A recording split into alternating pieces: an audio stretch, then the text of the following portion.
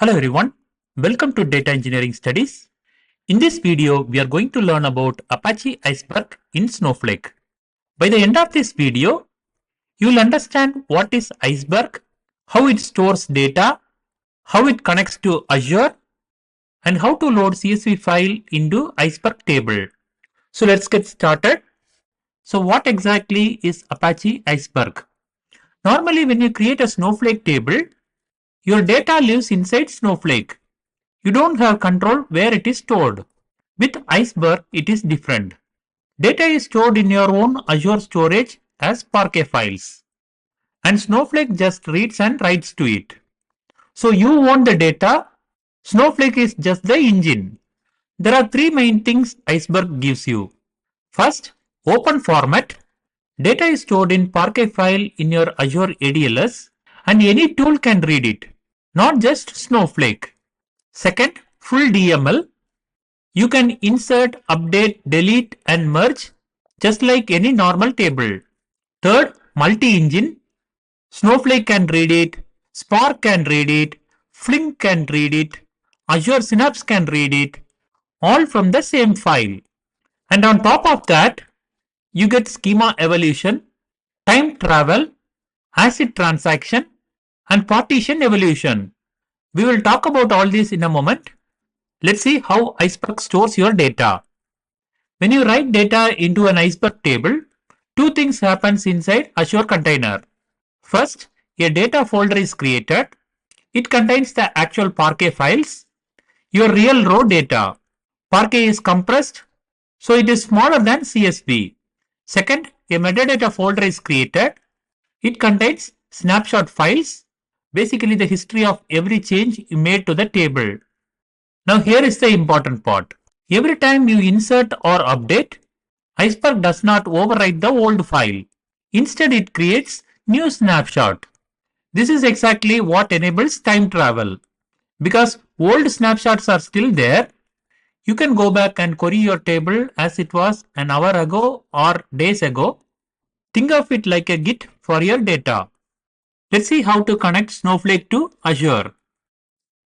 There are 5 steps involved.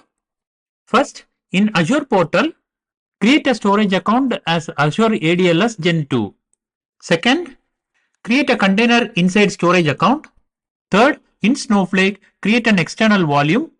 This is how you tell Snowflake, here is my Azure path, here is my tenant ID, please connect to it. The first step is, in Azure you need to grant access. Snowflake will give you a concern URL. You need to approve in that URL so that Snowflake can connect to Azure. Then you assign storage blob data contributor role to the Snowflake service principal. The last step is to verify the connection in Snowflake. Run the command system$verify external volume. If you see the status is true, you are done. Let's see what we can do in Iceberg table. There are 4 main features. You can change or remove specific rows, just like any regular SQL table.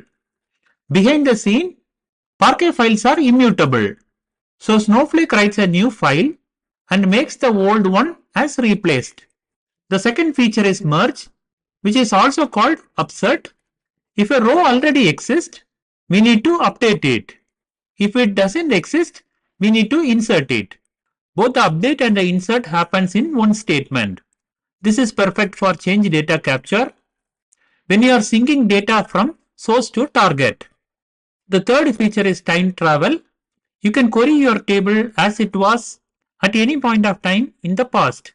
This works because Iceberg keeps a snapshot for every single change, just like Git for your data. The fourth feature is schema evolution. You can add, rename or drop column at any time without rewriting your entire table. Just run alter table and add column. So the old data is not affected. New Parquet file will include new columns. Let's see the practicals of the Iceberg tables. Here is my Snowflake environment and we are going to create an Iceberg table in Snowflake backed by Azure Blob Storage. Here is my Azure storage account.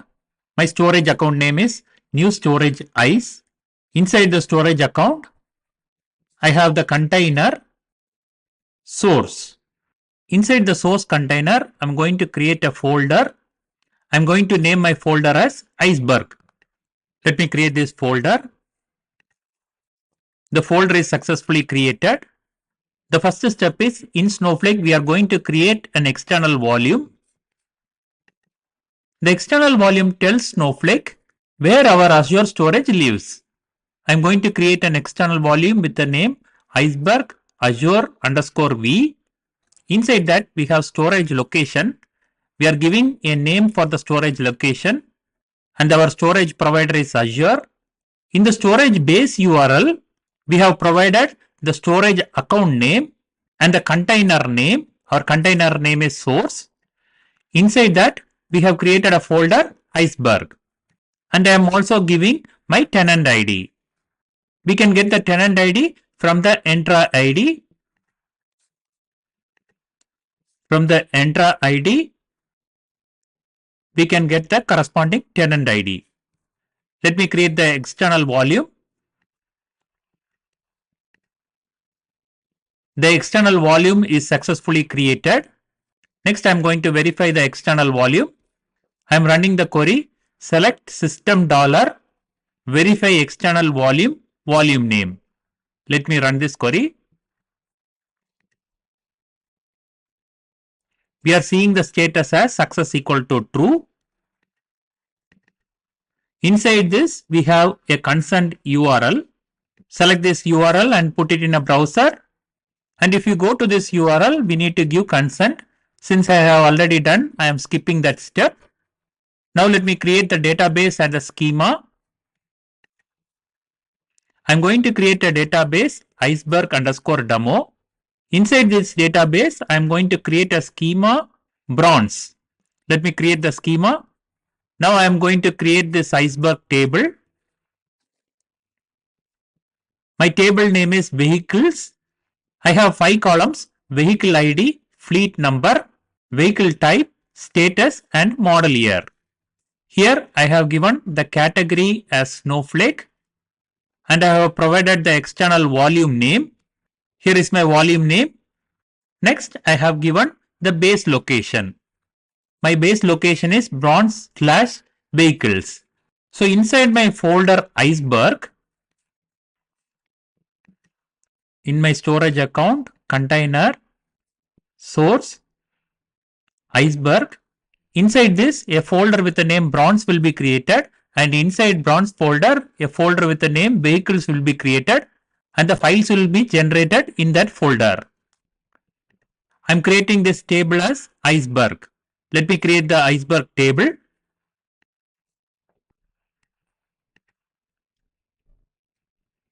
The table is successfully created. Now let me insert few records. I'm going to insert 3 records. 3 records are inserted. Now let me query the Iceberg table and see if the data is populated. We have 3 records in Iceberg table. Let me go to Azure and see if the files are created.